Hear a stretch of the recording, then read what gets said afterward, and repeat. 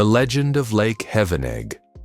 Once upon a time, where the lake now lies, there was a small village hidden among picturesque mountains. The local inhabitants were hard-working and kind-hearted people who believed in the eternal blessing of their fertile lands.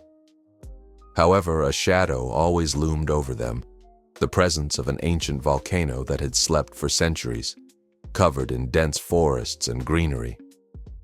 At the heart of the village stood an old chapel, built by the ancestors of the current residents. Inside the chapel was kept a mysterious artifact, the Stone of Volcanic Fire, which glowed with a warm red light even on the gloomiest days. The villagers believed that this stone protected them from natural disasters and kept the volcano from awakening. According to legend, long ago, this stone was the heart of the volcano, which a wise elder had taken to stop an eruption. The arrival of the stranger one day, a stranger arrived in the village, a man with dark eyes and scorched hands. He was exhausted and silent, but when he saw the chapel with the artifact, his eyes flared with fear. An elderly wise woman named Gertrude, who lived on the outskirts of the village, invited him into her home to give him food and water. After dinner, the stranger spoke. He revealed that he was a traveler from a distant land, where people had once lived near a volcano as well. But that volcano had awakened and destroyed everything because its heart, the Stone of Volcanic Fire, had been taken.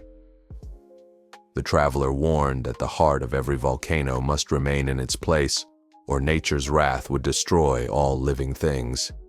The village elders gathered to discuss the stranger's warning. However, a young blacksmith's son named Jacob spoke out against it. "These are just old tales. Our ancestors have guarded the stone for generations, and nothing bad has ever happened. Why should we believe a stranger's words?" The villagers agreed with Jacob, believing the traveler was simply trying to frighten them. Offended and exhausted, the stranger left the village at dawn, leaving behind only faint footprints in the dust. The curse awakens. A few days passed, and suddenly the earth trembled with a rumble no one had heard before. The sky darkened, and thick smoke began to rise from the volcano's depths. Birds fled their nests, and animals rushed down the slopes in panic. The villagers gathered fearfully near the chapel, praying and begging for protection. But when the first molten rocks rained down, they realized the curse had awakened. Lava, like a river of fire, flowed straight toward the village, destroying everything in its path. Jacob, realizing his mistake, tried to carry the Stone of Volcanic Fire to the mountain's peak to return it to the volcano's crater. But the ground split beneath him, and both Jacob and the stone were swallowed by flames and ash. The lake of tears by morning. When the chaos subsided, the place where the village once stood had turned into a deep lake with turquoise water. People from nearby settlements later came to find an unusual sight. From time to time, a red glow flickered on the lake's surface, as if the volcano's heart was still beating beneath the water. Since then, the lake has been called Hevenegg, meaning Lake of Tears. Local residents believe it to be a cursed place, and no one dares to build nearby.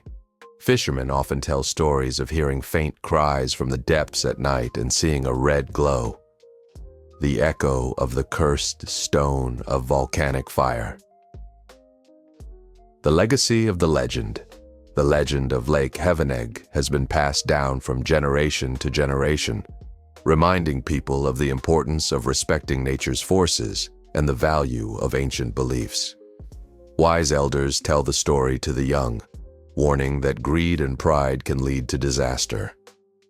Even today, some elderly women still weave charms with red stones, symbolizing the volcano's heart, believing this will help calm the lake's spirit.